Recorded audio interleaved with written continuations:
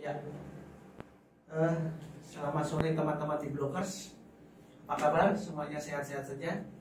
Tahun 2022 tidak terasa sudah hampir setengah tahun ya, bulan Juni ya, bulan 6 ya, setengah tahun.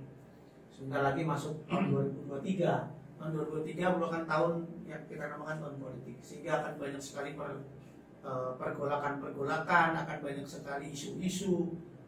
Semuanya akan dikaitkan dengan politik. Nah, mumpung masih di tahun 2022 pertengahan, isu radikalisme kembali menguat. Nah, di sore hari ini di studio Timo Hobrok Channel hadir pengasuh Pondok Pesantren Sunan Kalijaga, Gesian, Bantul, Mas Beni. Siapa Mas? Beni Susanto. Beni Susanto pakai Gus atau nih Mas Beni Susanto, beliau merupakan pengasuh di Pondok Pesantren Sunan Kalijaga, Gesian, Bantul, yang juga salah satu pengurus di NU untuk wilayah DIY. DIY ya Mas? DIY ya. Kemudian yang satu lagi analis dari ya akademisi lah. Jadi kadang-kadang masuk ke universitas ternama negeri di Yogyakarta. Beliau adalah Mas Pamuji Raharjo, yang kita akan bahas sama-sama, ngobrol diskusi soal radikalisme dan pondok pesantren.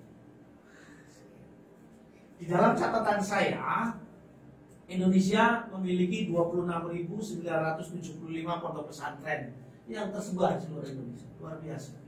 Banyak banget nih. Di Jawa Barat ada 4.579, di Jatim ada 4.452, kemudian di Jawa Tengah ada 1.177. Dan di Jogja sendiri itu ada 319 pondok pesantren. Di Kulon Progo ada 59, di Bantul ada 89, kemudian di Gunung Kidul ada 33, Sleman ada 103, dan Yogyakarta ada 35. Jadi artinya bahwa di Yogyakarta sendiri jumlah pondok pesantren juga cukup banyak dan tersebar di berbagai wilayah. Nah,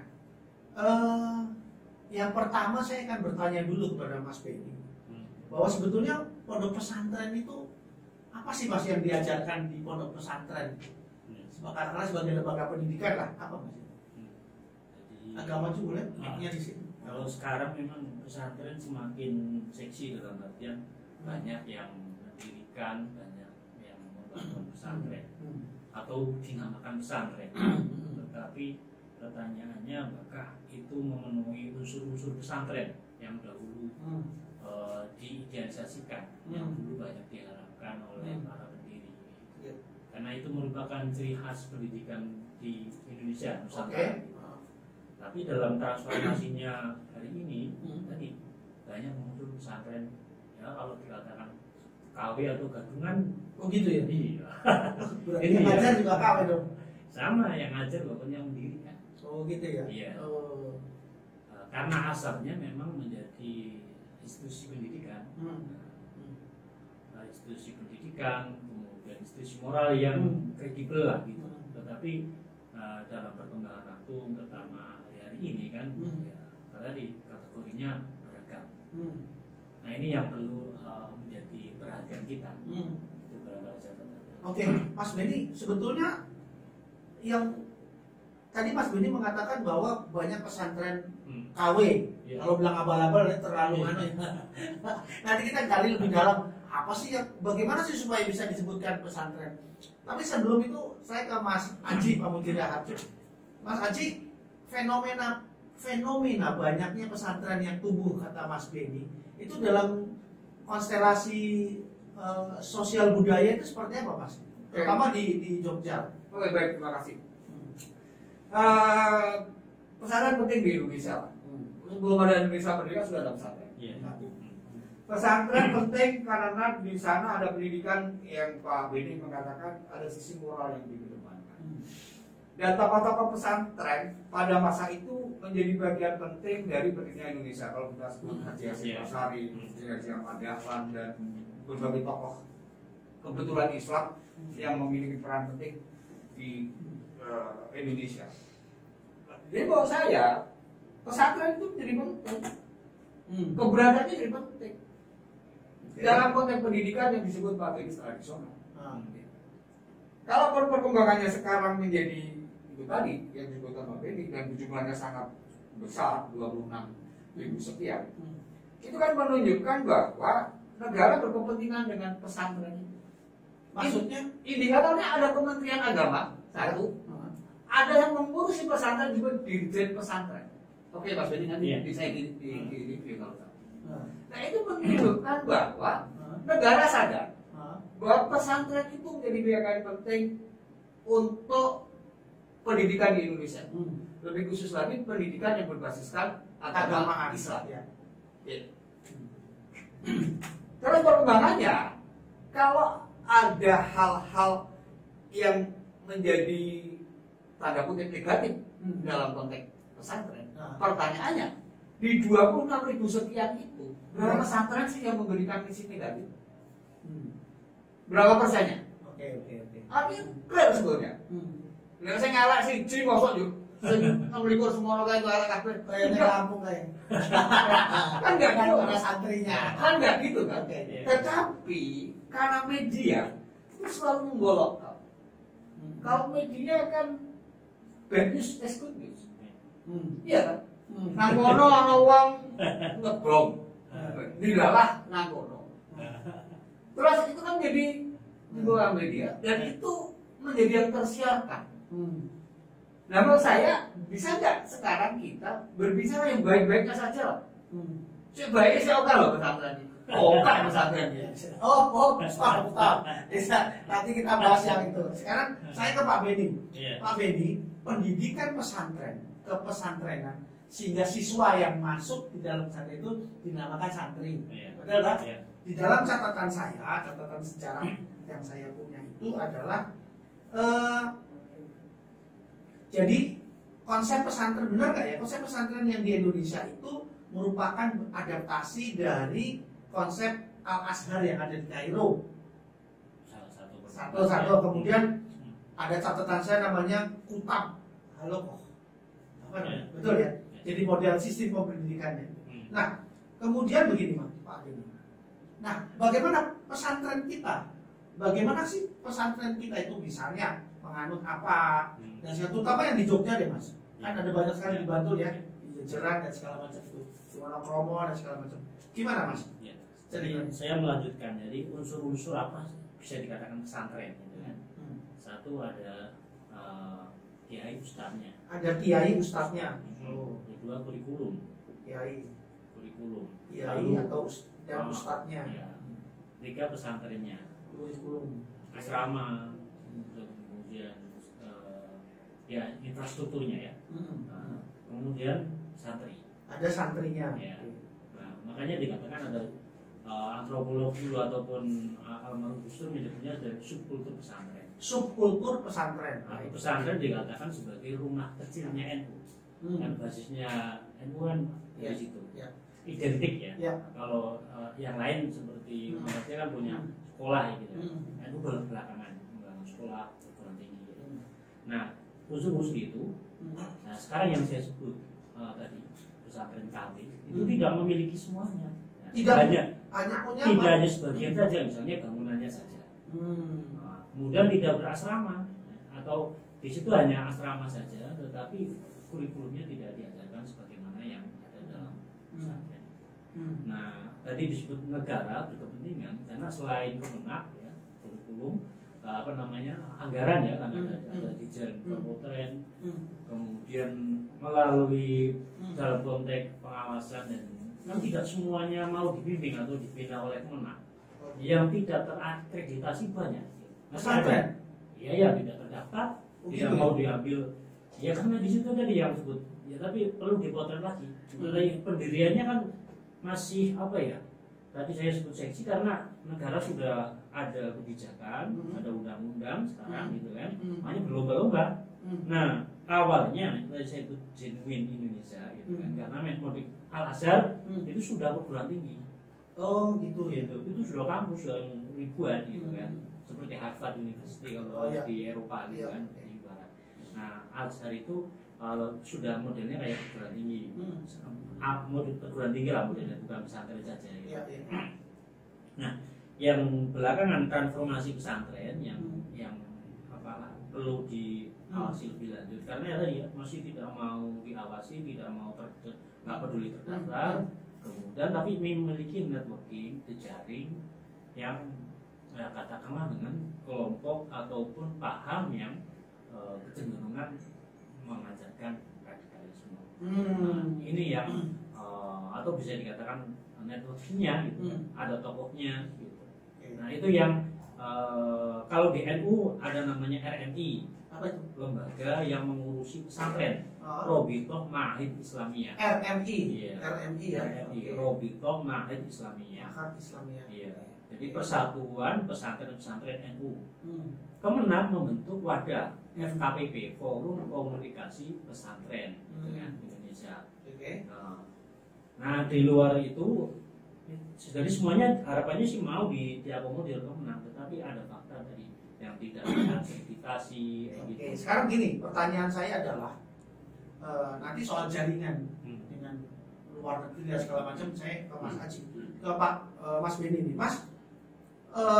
Sistem kurikulum pendidikan yang di pesantren kemudian dihadapkan dengan perkembangan zaman itu ada masalah nggak Mas? Contoh misalnya ada teknologi yang masuk, kemudian teknologi masuk pakai internet dan segala macamnya, kemudian penggunaan bahasa Arab, kemudian pengajaran kitab-kitab gitu, kemudian ditransformasikan dengan perkembangan teknologi sekarang ini. Itu kalau menurut panjenengan pesantren itu punya masalah nggak terhadap fenomena ini? Ya sependek yang saya tahu memang ada policy dari kelembagaan di NU. Jadi ada digitalisasi pesantren, literasi media yang benar didorong supaya itu. Tapi kita ada keterbatasan ya. Tapi kemudian bagaimana supaya ini terwujud, karena fakta bahwa penyebaran paham yang tadi yang kontraproduktif, yang cenderung intoleran, yang radikal, ini kan media yang cukup efektif dengan media sosial, media yang hari ini hampir tidak bisa kontrol gitu kan, smartphone dan seterusnya. Nah itu yang menjadi mulai kesadaran di kalangan pesantren maupun di NU supaya didorong lebih kuat, sehingga apa yang selama ini ada keterbatasan, kalau kiai ini keterbatasan secara aspek medianya ditopang oleh pengurusnya, kemudian oleh kelembagaannya. Nah kalau nilainya berbenturan, maksudnya keterbukaan teknologi yang luar biasa itu tentu saja kan memiliki benturan dengan nilai-nilai yang diajarkan di pesantren. Apa itu? Ya. Contoh misalnya tadi kurikulum yang ditanyakan. Iya tadi kurikulum. Nah sekarang itu maksud saya gini, misalnya ada paham-paham yang sangat modern lah, sangat terbuka, sangat segala macam yang akhirnya semua orang bisa mengakses, termasuk teman-teman di para santri dengan teknologinya. Nah itu menjadi permasalahan nggak Mas di lingkungan pesantren? Ada, kita memfilter karena perkembangan terakhir kan di Jogja masuk juga di awal Januari itu, awal tahun ada beberapa yang ditangkap itu kan. Itu punya latar belakang pendidik juga gitu kan, terus kemudian aktivis dakwah juga ditangkap. Artinya kan kalau melihat kebijakan di undang-undang penanganan itu ada upaya preventifnya lebih kuat gitu kan sebelum melakukan, karena ada transformasi gerakan radikalisme juga. Nah itu yang diberikan kepada santri. Pertama kepada santrinya apa? Dalam rangka verifikasi dan kemudian membentengi. Memang kalau di kami itu ada namanya PKP. PKP apa itu Mas? Pendidikan kader penggerak. Memfilter. Jadi untuk masuk di kepengurusan ada prasyarat itu. Oke. Apa yang ciri khas di kami adalah wawasan kebangsaannya. Itu ada wawasan kebangsaan yang integral, wawasan kebangsaan yang integral. Jadi karena sudah terbukti, jadi pesantren ataupun oknum yang institusi yang mengembangkan di luar ini ternyata kan nggak mau hormat merah putih. Nggak mau itu dianggap syirik kan, gitu. tohut dan seterusnya. Nah, kami membatasi dan kemudian memperkuat. Dan alhamdulillah lagu yang diciptakan tokoh pesantren ditetapkan oleh Presiden Jokowi sebagai lagu kebangsaan. Ya Lalato itu. Oh, Lalato ya. Itu ya Lalato. Ya. Itu kan bagian. Nah, di kami ada 4 hal yang guyonan tetapi menurut saya juga punya makna yang penting. Jadi PBNU singkatannya P-nya Pancasila kan. Oh, PBNU. Ya. P Pancasila. B-nya Bhinneka Tunggal Ika. Bhinneka Tunggal Ika. N-nya NKRI. NKRI. U-nya UUD 45. UUD 45. Nah, kami yang tadi di proses pendidikan baik PKB maupun MKD atau yang sekarang ditransformasi melalui secara struktural di PBNU di sini tetap sama, warna pendidikan kebangsaan itu menjadi bagian yang tidak bisa terpisahkan. Baik. Selain masalah keagamaan ya. Baik. Jadi keagamaan menjadi dasar ekonomi. Iya. Tapi teman-teman sekalian, bahwa satu hal yang menarik bahwa saat ini sebagai bentuk transformasi terhadap pemerintah negara Republik Indonesia dan teman-teman di pesantren memiliki satu sistem untuk memfilter berbagai paham-paham yang masuk. Bahkan yang menarik adalah di pesantren diajarkan wawasan kebangsaan, sebagai bagian dari wawasan kebangsaan ini yang menjadi bagian penting dalam pendidikan santri yang merupakan anak bangsa Indonesia. Nah, sekarang bagian kedua yang saya harus tanya ke Mas Haji soal jaringan. Jaringan. Jadi pesantren di Indonesia kan dari berbagai tempat. Iya. Betul nggak? Kemudian dia memiliki jaringan atau afiliasi.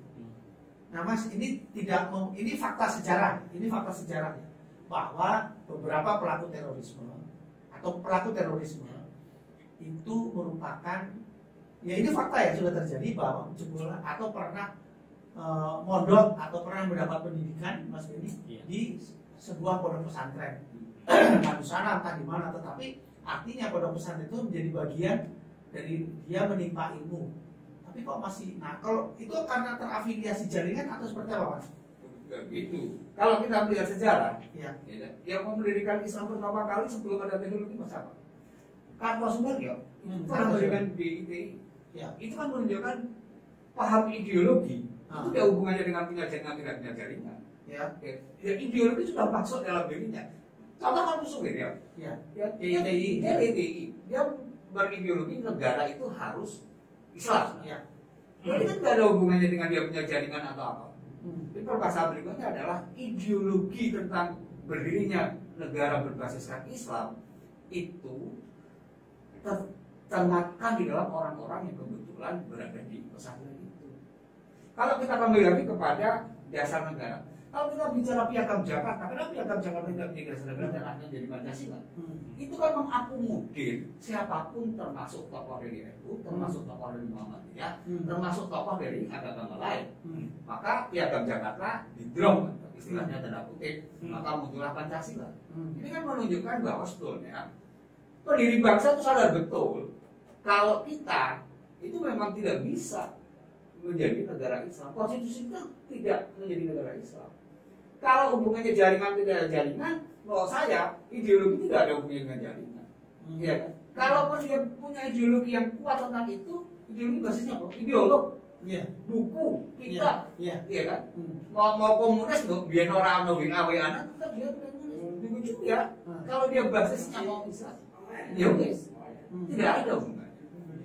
Kalaupun dia terafiliasi hari ini yang modern itu, ya itu menguatkan pada akhirnya, menguatkan. Dia bisa berhubungan dengan siapapun. Dia bisa melakukan rekayasa teknologi untuk yang disebut bahan sebagai tadi terorisme itu, kan begitu. Itu menjadi penting bagi dia. Tapi kalau ideologinya itu ya orang hubungannya kalau jaringan. Oke, sekarang begini, pertanyaan saya sekarang ke Mas Beni. Tadi sudah panjang lebar Mas Haji jelaskan. Pertanyaan saya adalah begini, ketika terorisme atau radikalisme itu berbasiskan agama, pertanyaannya adalah siapa yang lebih banyak mengajarkan keagamaan itu? Di manakah? Ya kan? Di kampus kah? Atau di pondok-pondok pesantren?